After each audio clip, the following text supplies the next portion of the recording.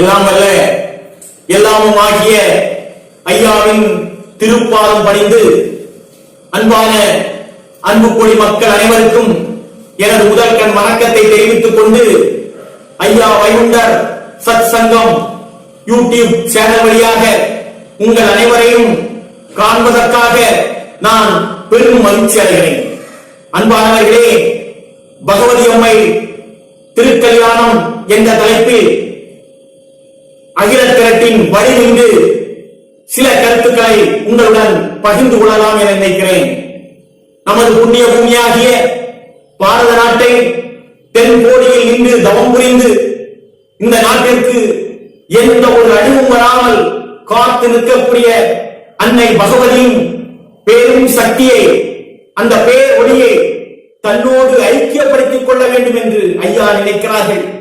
ஏன் அப்படி நினைக்கிறார்கள் என்றால், இந்த கலியுகம் அழுவதற்கு முன்பாக அனைத்து வலிய சக்திகளை எல்லாம் தன்னுள் அடக்க வேண்டும், தன்னுள்ளே ஐக்கியமாக்கிக் கொள்ள வேண்டும் என்று ஈசர் உரைத்த ஒரு சட்டம் அங்கே அவருக்கு இருக்கிறது. ஆகவே தான் அன்னையுடைய பெரும் சக்தியை தன்னுள் ஐக்கியமாக்கிக் கொள்ள வேண்டும் என்று அங்கே நினைக்கிறார்கள். நினைத்த மாத்திரத்தில் ஒரு கிழவனாக சமைகிறார்கள். கிழவன் எப்படிப்பட்ட கிழவனாக சமைகிறார்கள் பாருங்கள். பழுத்த பழம் போன்ற தேகம், வாய் எப்படி இருக்கிறது மெக்கு வாய், கன்னம் எப்படி இருக்கிறது பொக்கு கன்னம், முடியெல்லாம் நரையாக இருக்கிறது, கூன் விழுந்த உடம்பு, கையிலே ஒரு கோலை பிடித்துக் கொண்டு இருமல் ஈட்டிக் கொண்டு அங்கே உள்ளே நுழைகிறார்கள். அம்மையுடைய அரண்மனைக்குள் நுழைகிறார்கள். இந்த கிழவனாக சமைவது என்பது இதற்கு முன்பும் நமது புராணங்கள் எல்லாம் சொல்கின்றன. இமவான் மகளாகிய பார்வதியை திருமணம் புரிவதற்காக சிவன் கிழவனாக சமைந்தார். வள்ளியை திருமணம் புரிவதற்காக முருகன் கிழவனாக மாறினார்.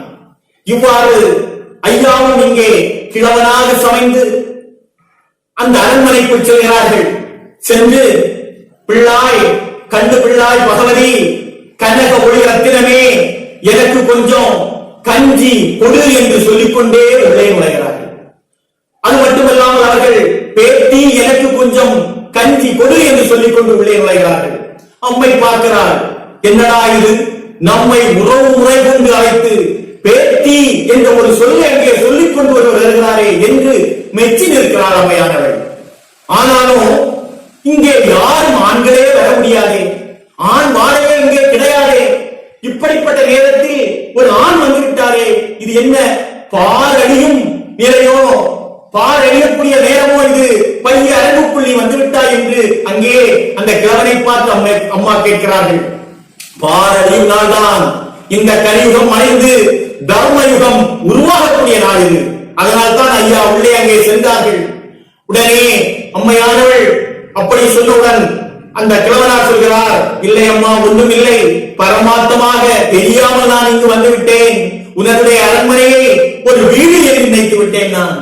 அப்படி அதனால் தான் நான் உள்ளே வந்தேன், வர வேண்டும் என்று இல்லை என்று அங்கே சொல்லிக்கொண்டு உள்ளே நுழைகிறார்கள்.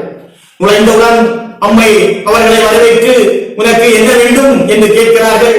அப்போது சொல்கிறார், எனக்கு ஒன்றுமே வேண்டாம் அம்மா, உனக்குடைய அன்பே போதும் என்று சொன்னவுடன் பேத்தி பேத்தி என்று அழகாக அழைக்கிறார். உடனே அம்மையானவள் சொல்கிறார், பாருங்கள், பேத்தி என்று உரைத்த போது பொன் பகவதி தாய் மெச்சி, போத்தியே உமக்கு கொஞ்சம் பொலி மாவு பிசைந்து தாரே, எட்டு நீர் இழைப்பு மாறி இந்திரா கழித்து ஏகும், சாற்றிய மொழியை கேட்டு தனதுளம் மகிழ்ந்தார் போத்தி. அம்மா, நீ நன்றாக இருக்க வேண்டும். நான் இங்கு எதற்கு வந்தேன் என்றால், உன்னுடைய தீர்த்தம், கன்னியாகுமரி தீர்த்தத்தை ஆடுவதற்காக நான் இங்கு வந்தேன். அப்படி வரும்போதுதான் தவறு இங்கே வந்துவிட்டேன் என்று சொன்னவுடன் அம்மையானவள், பேத்தி என்று நீங்கள் சொல்லிவிட்டீர்கள், எனக்கு மிகுந்த சந்தோஷமாக இருக்கிறது. உங்களுக்கு பசி ஆடுவதற்காக பொரியையும் மாவையும் பிசைந்து உங்களுக்கு தருகிறேன். இந்த இரவு நீங்கள் இங்கே சாப்பிட்டு அமர்ந்துவிட்டு காலையில் செல்லுங்கள் என்று அம்மை சொல்கிறார்கள். உடனே அந்த கிழவர் சொல்கிறார், பசி இல்லை அம்மா, எனக்கு தாகமாக இருக்கிறது என்று சொல்கிறார். ஐயா நம்மளை பார்த்து சொல்றார், தாகமாக இருக்கிறது. எதற்கு தாகமாக இருக்கிறது? இந்த ஜீவாத்மாக்களை எல்லாம் தன்னோடு இணைப்பதற்காக அவருக்கு தாகமாக இருக்கிறது. நம்மை எல்லாம் இறைவன் அழைக்கிறார், அவரோடு நம்மை அழைப்பதற்காக அவர் தாகமாக இருக்கிறார். இப்படி தாகமாக இருக்கிறது என்று சொன்னவுடன் அம்மையானவள் பாலும் மோரும் போல பதம் கொடுக்கிறார். கொடுத்தவுடன் அந்த போட்டியாளர் சொல்கிறார், நான் அனைத்து இடங்களிலும் இந்த நாட்டில் உள்ள அனைத்து தலங்களுக்கும் சென்று விட்டேன், சென்று ஒவ்வொரு தலமாக தீர்த்தம் ஆடிக்கொண்டு வருகிறேன் என்று சொன்னவுடன் அம்மையானவள் கேட்கிறாள், பாருங்கள் ஐயா, நீங்கள் எல்லா இடத்திலும் சென்று தீர்த்தம் ஆடிக்கொண்டு வந்திருப்பீர்கள், இதுல மிகச் சிறந்த தீர்த்தம் எந்த தீர்த்தம் சொல்லுங்கள் என்று அங்கே அம்மை அவர்களாக பேச்சு கொடுக்கிறாள்.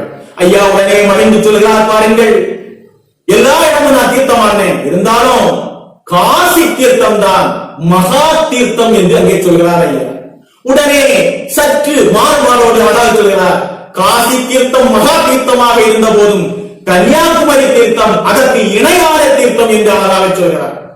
அம்மையானவள் என்ன நினைத்து கேட்டார் அந்த போட்டியிடம்? முதலாகவே கன்னியாகுமரி தீர்த்தம் தான் சிறந்த தீர்த்தம் என்று சொல்வார் என்ற நினைப்பிலே அம்மை கேட்டார். ஆனால் ஐயா எப்படிப்பட்டவர்? இமச்சூச்ச அற்புதமுடையவர். அவர் என்ன சொன்னார் என்றால், அழகாக காசி தீர்த்தம் மகா தீர்த்தம், ஆனால் அதற்கு இணையான தீர்த்தம் கன்னியாகுமரி தீர்த்தம் என்று அங்கே சொல்லிவிட்டு மீண்டும் சொல்கிறார், இந்த தட்சிணாபூமியில் இந்த நாட்டில் ஒரு பேச்சு இருக்கிறது.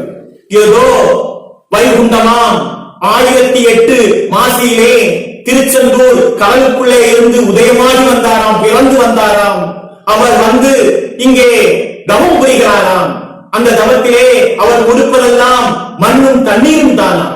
அந்த மண்ணும் தண்ணீர்னாலே அனைத்து நோய்களையும் தீர்க்கிறாராம். கூன், குருடு, செவிடு அனைத்தையும் தீர்க்கிறாராம்.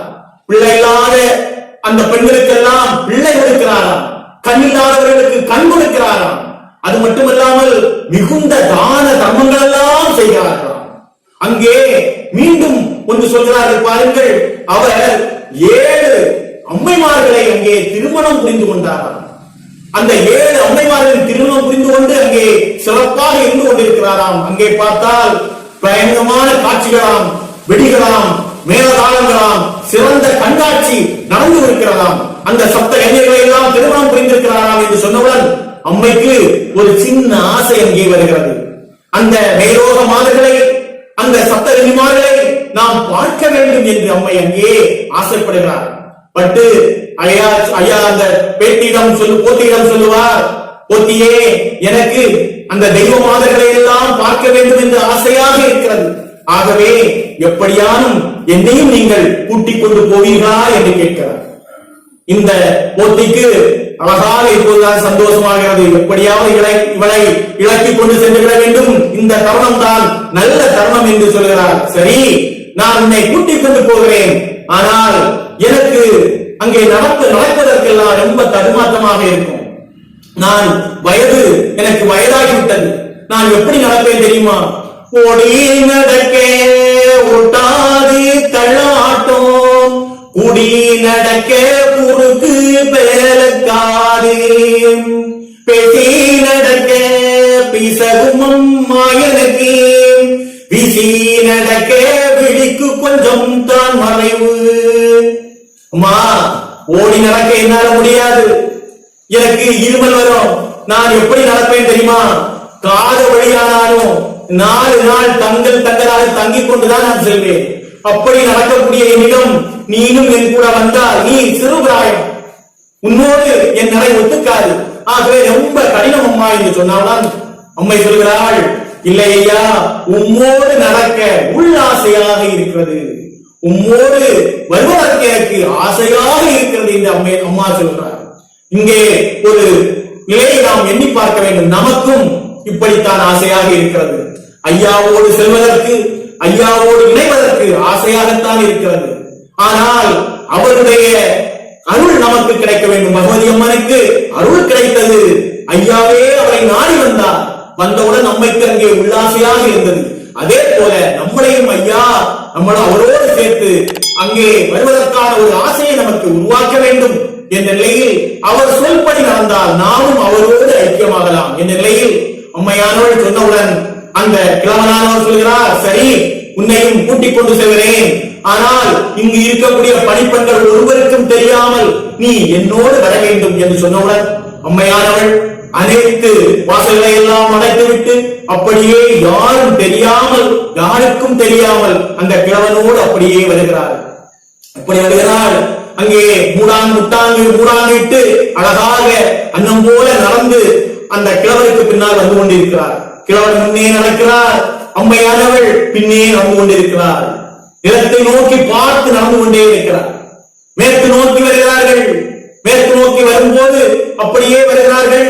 இந்த நேரத்தில் அந்த கிழவர் சொல்கிறார், அம்மா எனக்கு வடக்கு நாடு தட்சிணா பூமியில் உள்ள திசைகள் எல்லாம் எனக்கு தெரியல, அதனால உனக்கு தெரியுமா என்று அங்கே கேட்கிறார்.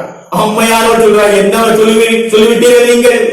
எனக்கு நான் அந்த அரண்மனையை விட்டு வெளியே வந்ததில்லை, எனக்கு எதுவுமே தெரியாது ஐயா, உங்களை நம்பித்தான் நான் வந்திருக்கிறேன். சொன்னவுடன் சொல்லுகிறார், கலங்காதே மகளே, உன்னை பெரிய பதி நான் அங்கே சேர்த்து வைப்பேன், காற்று அலங்காத கண்ணபதி உன்னை சேர்த்து வைப்பேன் என்று அழகாக கூட்டிக் கொண்டு வருகிறார்.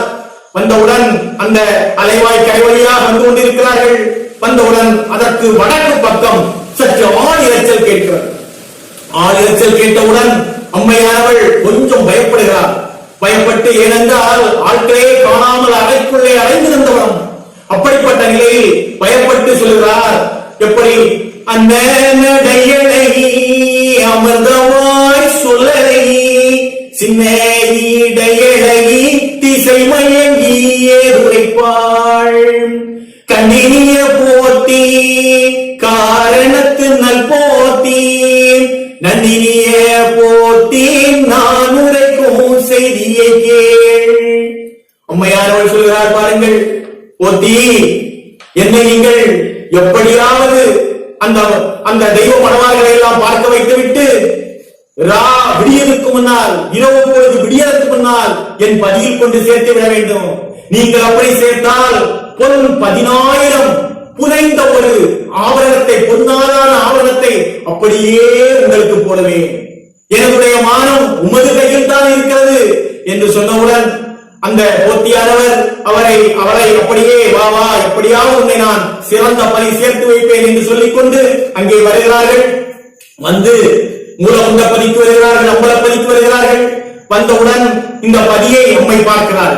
பார்த்து என்ன நினைக்கிறார் பாருங்கள், வந்தனர் பதியும் சீரும் வளர்மணி மேடைகாலும் சந்தன வாடை வீசும் தலமது நருக்கள் சீரும் செந்தமிழ் தர்ம சீரும் சிவாலய தெருக்கள் நேரும் புந்தியில் மகிழ்ச்சி கூர்ந்து போட்டியை மெச்சுவாளே.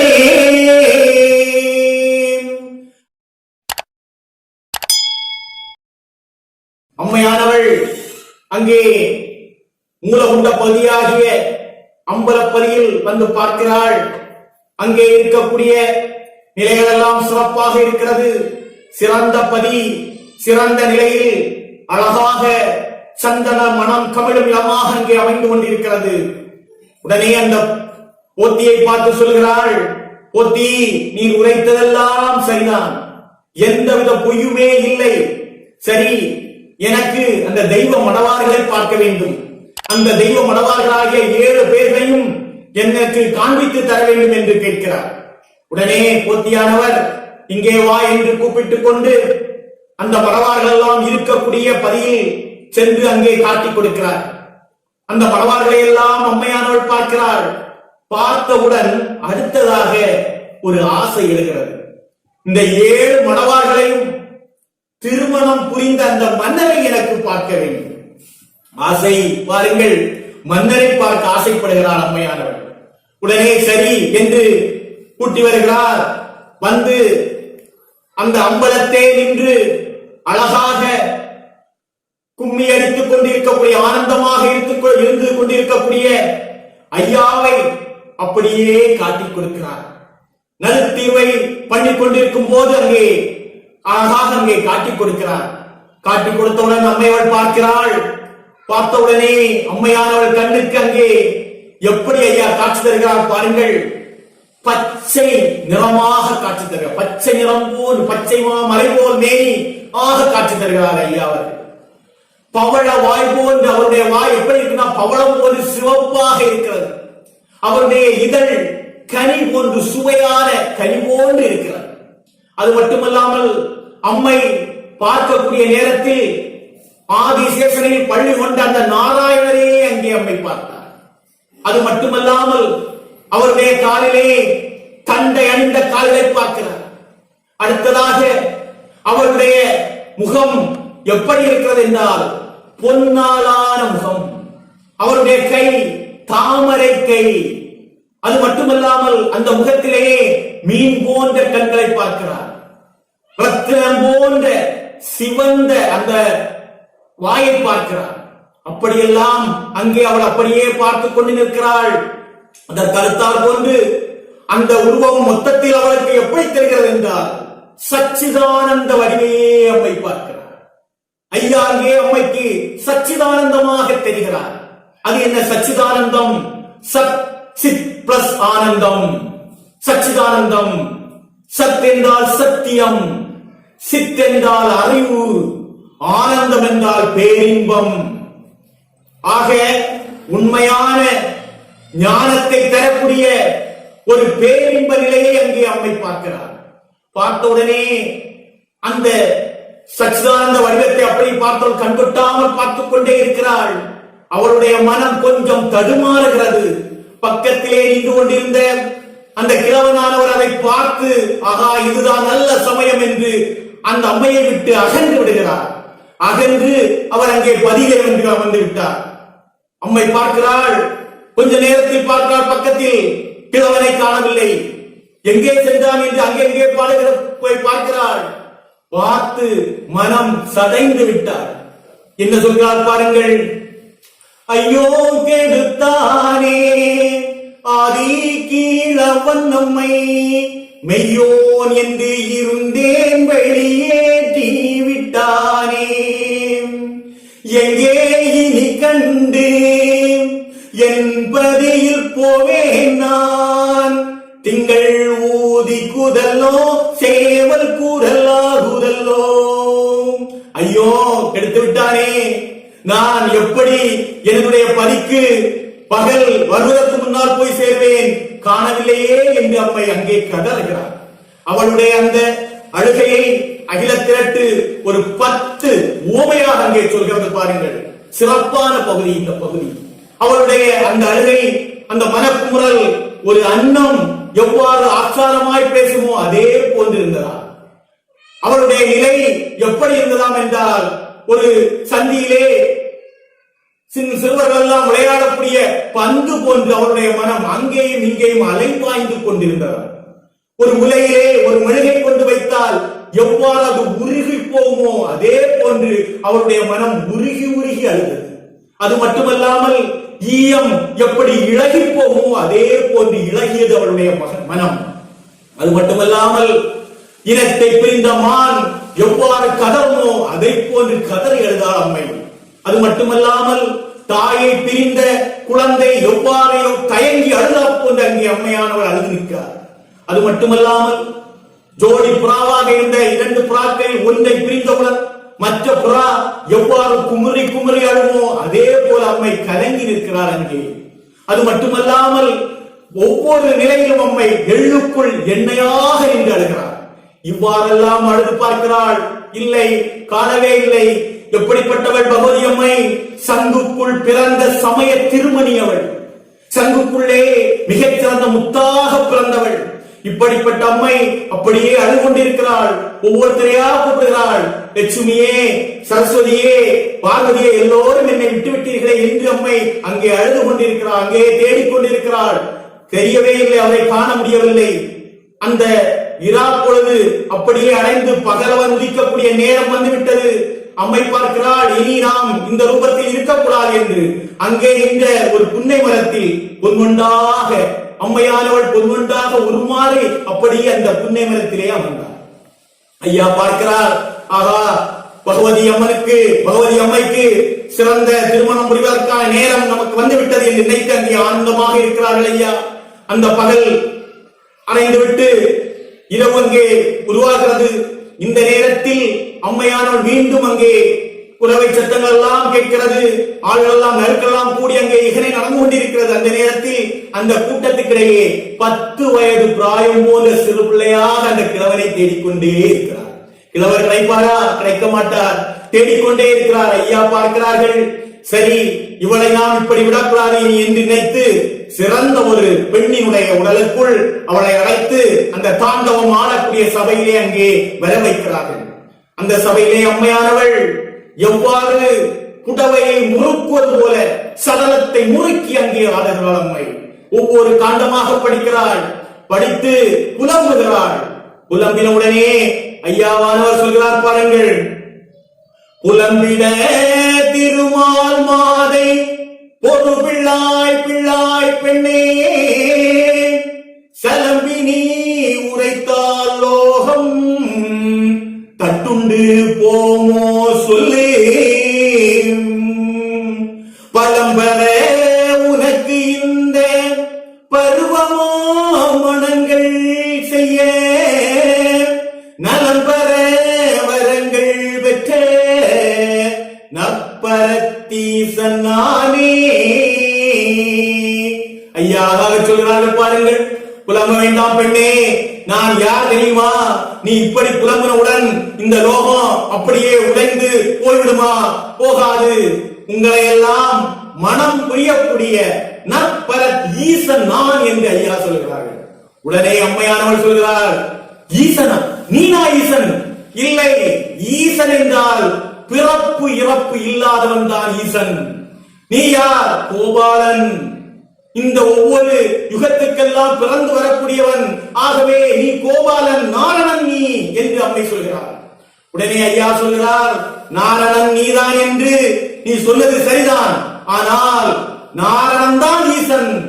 நாரணன் தான் ஈசன். நாரணன் ஈசன் என்றால் வேறு யார் இங்கே என்று நாராயணனும் ஈசனும் ஒன்றே என்ற நிலையை அம்மைக்கு அழகாக சொல்கிறார். அதனால்தான் ஐயா சைவத்தையும் வைணவத்தையும் இணைத்து ஐயா சிவ சிவ அரகரா என்ற மந்திரத்தை நமக்கு தந்து வருகிறார்.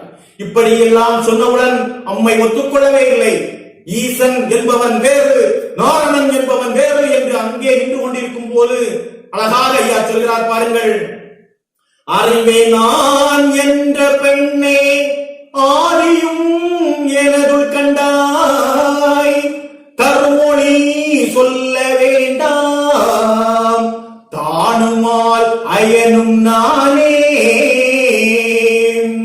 ஒரு மொழி ஒரு சொற்குள்ளே யுகமனை ஆளனானும் மறுமொழி இல்லா வண்ணம் வரம்பற்ற நாதன் நானே. அறிவே நான் என்ற பெண்ணே, நீ நாராயணன் தான் என்று சொன்ன பெண்ணே, நாராயணாய் எனக்குள்ளே ஆதியும் எனக்குள் கண்டாய். எனக்குள்ளே யார் இருக்கிறார்? பரம்பொருள் இருக்கிறார். நான் யார் தெரியுமா? தானு மால் அயனும் நானே. ஈசன், மால், திருமால், அயன், பிரம்மா ஆகிய 3 பொருட்களும் சேர்ந்த மும்மூர்த்தியா நான் இருக்கிறேன் பார் என்று அங்கே சொல்கிறார். உடனே அம்மையானவள் மறுமொழி சொல்லாமல் அங்கே நின்று மீண்டும் புலம்பிக் கொண்டிருக்கிறார்கள். புலம்பிக் கொண்டிருக்கக்கூடிய அம்மையானவர்களை ஐயா சொல்கிறார்கள், இது நானாக உருவாக்கினது அல்ல, எனக்கு ஈசர் தந்த வரம். என்ன வரம் தெரியுமா? கலியனானவன் அங்கே ஈசரிடம் சிறந்த வரங்களை எல்லாம் வாங்கிக் கொண்டு வருகிறான். ஆக எப்படி அவன் வந்து கொண்டிருக்கக்கூடிய நேரத்திலே ரோமரிஷி அங்கே இருக்கிறார். ரோமரிஷி அந்த ஈசரிடம் கேட்கிறார், ஐயா, இந்த ஈசனானவன் மிகப்பெரிய வரங்களை எல்லாம் வாங்கிக் கொண்டு செல்கிறானே, இவன் அழிவாகக்கூடியது எப்போது என்பதை நீங்கள் சொல்ல வேண்டும் என்று அங்கே கேட்கிறார். உடனே ஈசரானவர் அந்த ரோமரிஷிக்கு அழகாக சொல்கிறார், பாருங்கள், எப்படி இந்த கலியுகத்திலே நடக்கக்கூடிய தீர்க்க தரிசனங்களை எல்லாம் சொல்கிறார்கள். கலியுகத்திலே என்னென்னலாம் நடக்கும் என்பதை தீர்க்க தரிசனமாக சொல்கிறார்கள். பல தீர்க்க தரிசனங்கள். இந்த உலகத்திலே சிவஞான நினைவு இருக்காது. அது மட்டுமல்லாமல் மிக அதிபயங்கரமான அழிவுகள் எல்லாம் வரும். வாரியான கடலானது பல தீவுகளை, பல இடங்களை அப்படியே தனக்குள் அமைத்துவிடும். உலக வெப்பமயமாக ஐயா அங்கே சொல்கிறார்கள் பாருங்கள். விஞ்ஞானிகள் எல்லாம் சொல்கிறார்கள், இன்னும் கொஞ்ச நாளையில் உலகம் வெப்பம் அதிகமாக இருப்பதன் காரணமாக பனிமலைகள் எல்லாம் உருகி கடல் மட்டம் மேலே சென்று நிறைய இடங்களை அப்படியே தன்னுள் அமைத்துவிடும் என்று சொல்கிறார்கள். அது மட்டுமல்லாமல் அங்கே சொல்கிறார் பாருங்கள் ஐயா, வாயுவது நோய் வீசும் என்று சொல்கிறார் பாருங்கள். இப்போது பாருங்கள், நாம் அடுத்தவருடைய மூச்சு காற்று நமது முகத்திலே பட்டுவிடக் கூடாது என்று நாம் மாஸ்க் போட்டுக் கொண்டு திரிகிறோம் பாருங்கள். என்ன கொடுமை இது! இப்படி வாயுவானது நோய் வீசும் என்று ஐயா சொல்கிறார்கள். இப்படி எல்லாம் பல தீர்க்க தரிசனங்களை ஐயா சொல்கிறார்கள். அதில் மிக முக்கியமானது, கூட பிறந்த பெண்ணையே, சகோதரியே பெண் என்று நினைத்து ஆடவர்கள் எல்லாம் இருப்பார்கள். அப்படிப்பட்ட ஒரு காலம் வரும். அதனாலே நிறைய பேர் நாடி இறந்து போவார்கள் என்று சொல்கிறார். இப்படி எல்லாம் வரக்கூடிய காலத்தில் என்ன நடக்கும் தெரியுமா? மேலோக பெண்கள் எல்லாம், சீதை, பார்வதி, அப்படிப்பட்ட மேலோக பெண்கள், கன்னி பகவதியார், மண்ணை காட்டாள், வள்ளி, தெய்வயானை, அனைத்து மேலோக பெண்கள் எல்லாம் ஒரே தளத்தில் கூடியிருப்பார்கள். ஒரே தளத்தில் மக்கள் கிளைகளோடு கூடியிருப்பார்கள். அதை கலி பார்த்து தன்னாலே அழிந்து போவான் என்ற ஒரு நிலையை எனக்கு அங்கே தந்திருக்க, நான் தருகிறேன் என்று, தருவேன் என்று அந்த ரோமரிசிக்கு ஈசனானவர் சொன்னார். உடனே அந்த ரோமரிசி கேட்டார், இவ்வளவு மாதர்களையும் கோல மனம் செய்கிற ஒரே இடத்தில் கூட்டுபவர் யார் என்று ஐயா அங்கே ரோமரிசி சொன்ன உடனே என்ன சொல்கிறார் ஈசனானவர்? இதையெல்லாம் செய்கிறவர் யார் தெரியுமா? காட்டீக வைகுண்டர், சகல வலிமையும் பெற்ற வைகுண்டர் அங்கே பிறந்து வருவார். அவருக்குள் நாங்களும் உள்ளாவோம். நாங்கள் மட்டுமல்ல, எவனும் உள்ளாவார். அப்படிப்பட்ட சிறந்த வல்லமை உடைய காட்டீக வைகுண்டர் வருவார். அவர்தான் இந்த அனைத்து வலிய மாதர்களையும் தன்னுள்ளே ஐக்கியப்படுத்திக் கொண்டு ஒரே இடத்தில் கொண்டு வருவார் என்று சொன்னவுடன் ரோமரிசி மிகுந்த நன்மையாக அங்கே சொன்னான். அதே போல அனைத்து மாந்தர்களையும் நான் ஒரே இடத்தில் உங்களுடைய சக்திகள் எல்லாம் வாங்கக்கூடிய, என்னுள் ஐக்கியப்படுத்தக்கூடிய ஒரு நிலையை நான் ஈசர் எனக்கு தந்தார். அந்த காரணத்தினால் தான் இவ்வாறு ஒரு நிலைமை வந்திருக்கிறது என்று சொன்னவுடன் அம்மை கேட்கவில்லை. மீண்டும் அங்கே என்னுடைய செகல் துறை எல்லாம் தோத்தேனே, சங்கிலி துறைகள் எல்லாம் தோத்து விட்டேனே, பெரிய அரண்மனையை தோத்து விட்டேனே, இப்படி ஒன்றொன்றாக அம்மை சொல்கிறாள். உடனே ஐயா நாராயணர், நீ அங்கே உனது பதியில் இருந்ததை விட 10 மடங்கு அதிகமாக உனக்கு செல்வங்களை எல்லாம் தருவேன் என்று சொல்லி அம்மாவினுடைய, அந்த அம்மையுடைய தலையை தொட்டு ஆணையிடுகிறார். அம்மாவினுடைய தலையிலே ஐயாவினுடைய கைப்பட்டவுடன் அம்மையானவள் அப்படியே மனம் அழகாக ஒரே நினைவாக, ஐயாவினுடைய நினைவாக என்ற ஸ்பரிச தீட்சை அது. ஐயாவினுடைய கைப்பட்டால் அம்மையானவள் யாராக இருந்தாலும் என்ன, அங்கே ஒரே நினைவாக, ஐயாவினுடைய நினைவாகவே அங்கே நின்று விட்டார். உடனடியாக முறை நூல் தப்பாமல் ஈசனாக ஒரு சமைகிறார் ஐயா அவர்கள். ஈசனாக ஒரு சமைகிறார். ஈசனாக ஒரு சமைந்து அம்மையானவளை திருமணம் புரிய வேண்டும் என்று நினைக்கிறார். பாருங்கள், இந்த நேரத்தில் ஐயா எந்த கோலத்தை அணிகிறார் என்றால் பிச்சு மாலை அங்கே சூடியிருக்கிறார்கள். பிச்சு மாலை என்பது சத்துவனத்தை குறிக்கக்கூடிய மிகச்சிறந்த ஒரு எடுத்துக்காட்டு. பிச்சு மாலை புரிந்து அந்த காலிலே பொன் கடுக்கனிட்டு கையிலே வெள்ளியாலான அந்த மோதிரத்தை அணிந்து பொன் தாவரங்களை எல்லாம் விட்டு அழகாக சிறப்பாக நின்று கொண்டிருக்கிறார்கள். அந்த நிலையை எப்படி சொல்கிறார் பாருங்கள். பொன் தாவடங்களிட்டு பொன்னேறிய தாரிதனை மின்தாவடம் பூண்ட மெல்லி பகவதிக்கு கண்ணான தாலி காரணத்து நல் தாலி விண்ணோர்கள் மைக்க விரலோ நீக தரித்தார். ஐயா அழகாக கண்ணான தாலியை, காரணத்து நல் தாலியை, என்ன காரணமான தாலி அது? கலியுகம் அழிந்து தர்மயுகம் உருவாக வேண்டும் என்ற அந்த காரணத்து நல் தாலியை விண்ணோர்கள் எல்லாம் அங்கே ஆரவாரத்தோடு இருக்க விரலோனாகிய ஐயா அந்த ஈசனாக நின்று பகவதி அம்மையை அழகாக அவருடைய சக்தியை, அவருடைய அந்த பெரிய ஆற்றலை தன்னுள்ளே ஐக்கியப்படுத்திக் கொண்டார். இந்த நிலையில் பகவதி அம்மையின் திருக்கல்யாணத்தை அழகாக நாம் பார்த்தோம்.